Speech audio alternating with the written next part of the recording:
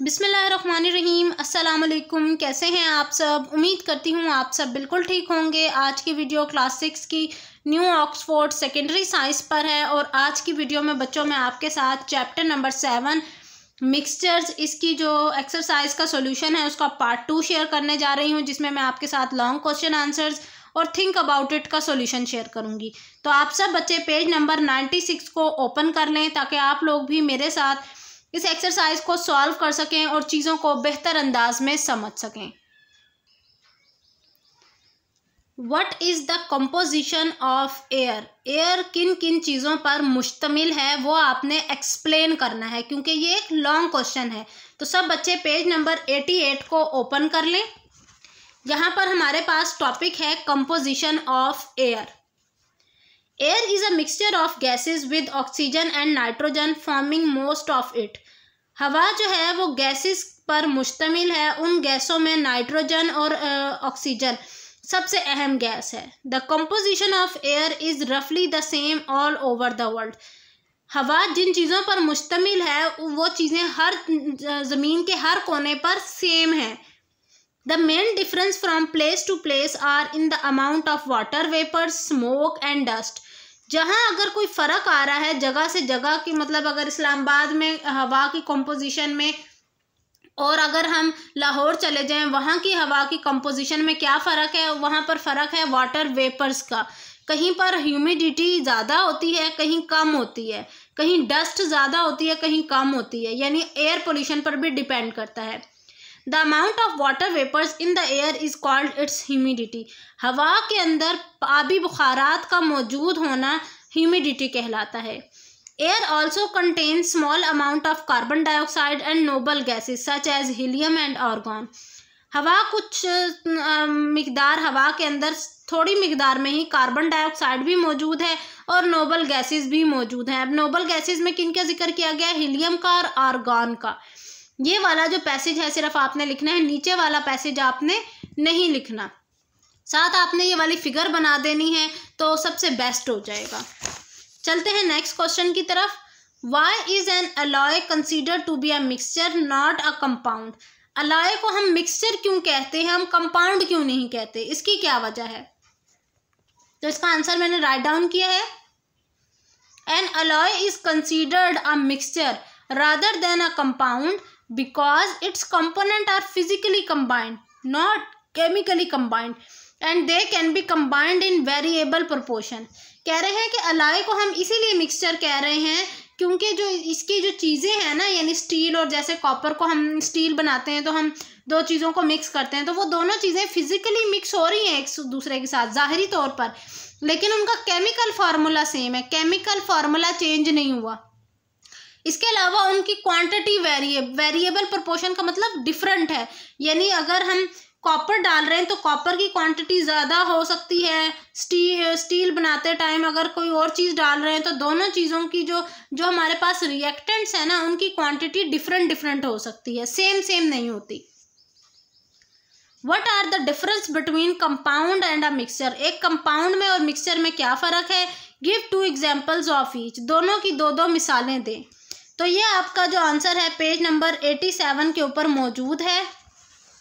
यहाँ पर देखिए ये कंपाउंड और मिक्सचर की डिफरेंस, प्रॉपर टेबल बना हुआ है। इसी तरह से आपने इसको स्किप करना है, सिर्फ इन दोनों को याद रखना है कि ये दो हैं, इनके दरम्यान में प्रॉपर इसी तरह डिफरेंस के लिए सेंटर में मार्जिन लाइन ड्रॉ करेंगे, क्योंकि मार्जिन लाइन ड्रॉ ना करें तो वो आंसर आपका कंसीडर नहीं होता जब अगर आपके पास स्पेसिफिकली डिफरेंस का, कंपेरिजन का, डिस्टिंग्विश का लफ्ज़ यूज़ हुआ हो।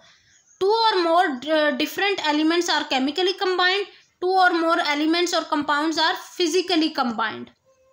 They have fixed proportion. They do not have fixed proportion. They can be broken down by chemical method. They can be separated easily by physical methods. They have fixed number of each element. They have variable composition. ये आ गई आपके पास generally इसके difference, ठीक है।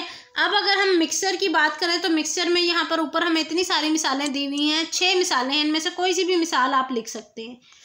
लेकिन अगर आपने compound की वो लिखनी है, एग्जाम्पल लिखनी है, तो एग्जाम्पल आप ये वाली लिख सकते हैं, H2O, CO2, NaCl, ये वाली मिसालें आप लिख सकते हैं। अब चलते हैं नेक्स्ट क्वेश्चन की तरफ। Right the process of separation of salt from water. Salt को वाटर से किस तरह से सेपरेट किया जाएगा, उसके लिए किस प्रोसेस का यूज़ किया जाता है। तो उस प्रोसेस के लिए बच्चों पेज नंबर 91 ओपन करें आप। पेज नंबर 91 पे हमारे पास मेथड मौजूद है सब्लिमेशन का भी और डिस्टिलेशन का भी, लेकिन हम डिस्टिलेशन के प्रोसेस का इस्तेमाल करते हैं जब भी हमने नमक को पानी में से अलहदा करना होता है। ठीक है, तो आप ये लिखेंगे कि distillation is used to separate a pure solvent from a solution. It can also be used to separate solution of two liquid based on the difference of their boiling point. In this process of distillation, a solution is heated so that its liquid component or solvent boil and subsequently escapes as a vapor. The vapor is then cooled and condensed into a liquid called distillate. ये जो है ना आपने इसको write down कर लेना है। ठीक है, अब चलते हैं हम नेक्स्ट क्वेश्चन की तरफ, जो कि है how is chromatography carried out. Chromatography का अमल किस तरह से होता है, ये चीज़ आपने बतानी है। तो पेज नंबर 92 पर ओपन करें। यहाँ पर हमारे पास पेपर क्रोमेटोग्राफी के ये जो 4 स्टेप्स हैं अहम, ये स्टेप्स आपने लिखने हैं, क्योंकि आपने बताना है ना कि पेपर क्रोमेटोग्राफी का अमल होता किस तरह से है। पहला, each component with in the substance move a difference distance up the paper. The distance it moves depends on how soluble it is in the solvent. If it travel up far, it is very soluble. If it does not, it is less soluble. The substance to be tested are placed on the pencil line. The top of the solvent must be below the pencil line or the substance to be tested will dissolve away from the paper. If a substance provides only one spot, then the substance is pure. ये है आपका paper chromatography का answer. अच्छा बच्चों, ये आपने बहुत अच्छे से याद करना है। एक जो है डिफरेंस वो कंपाउंड और मिक्सचर का, और ये पेपर क्रोमेटोग्राफी वाला, ये दोनों क्वेश्चन बहुत इंपॉर्टेंट हैं पेपर के पॉइंट ऑफ व्यू से। अब हम थिंक अबाउट इट की तरफ चलते हैं। इसमें पहला क्वेश्चन देखिए, a sample of ink is put in the centre of circle, cut out from the filter paper. Several drops of ethanol are then put on the ink mark. 2 concentric circles of color are obtained. What can you conclude about the ink from this result? यानी एक experiment है, उसका आपने conclusion लिखना है simply. ये देखिए, ये इसका कंक्लूजन मैंने राइट डाउन किया है।